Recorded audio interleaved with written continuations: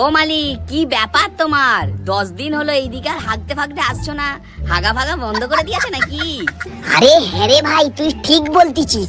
এর মনে হচ্ছে হাগার কোনো প্রবলেম হয়েছে। খালি রাতে উঠে উঠে আমাকে লুকিয়ে লুকিয়ে খায়, জানিস তো ভাই।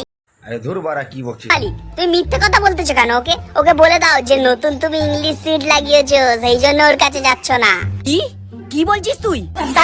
আমি সেই দাদুর দাদুর যুগ থেকে চলে আসছি, তোমার এত সাহস তুমি আমাকে পাল্টাও?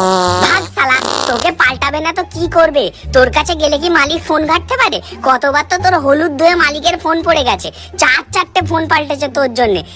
বাড়া যদি উল্টা পাল্টাই এই জন্যই তো মালিক ভেবেচিন্তে আমাকে নিয়ে এসছে। আর মালিকের এখন ধোয়ারও কোনো সমস্যা না, সুন্দর ফোয়ারা বেরোয় মালিকের ধুয়ে। ঠিক বলেছিলে মালিক তুমি। শালা আমাকে দেখে জ্বলছে।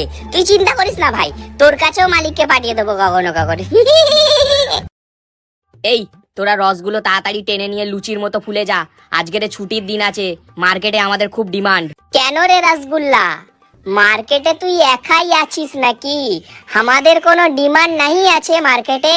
শোন, আমাদের ডিমান্ড নিয়ে তোকে অত ভাবতে হবে না। তুই আগে নিজেরটা বোঝ। তুই গোলাপ না জামুন, কোনোটাই তো তোর মধ্যে দেখতে পাই না। মুখটা সামলে কথা বল রসগুল্লা। তুই বেশি বকিস না, বুঝলি তো? তুই যেমন পান্তুয়াও তেমন, আর তোর সাইজটা একটু লম্বা করে দিলেই হয়ে যাবি ল্যাংচা।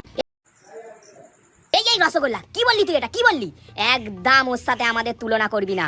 ও শালা পুরো একটা ভেজাল মাল। ওকে শুধু ময়দা দিয়ে বানায়, আর আমাদের শুধু ছানা দিয়ে বানায়। এই তোমরা এত ঝামেলা করছো কেন? হ্যাঁ, এত ঝামেলা করছো কেন? আমাকে দেখে শেখো। আমি এত দামি মিষ্টি হওয়া সত্ত্বেও তোমাদের সবাইকে মানিয়ে নিয়ে আছি। বাবা, একটু কাজু দিয়ে তৈরি বলে ভালোই তো দিমাগ দেখছি তোর। এই আড়াই প্যাঁচ, তুই নিজের লেভেল দেখে কথা বল। আর এখানে কি করছিস রে তুই? এখন কোথাও মেলা হচ্ছে না নাকি?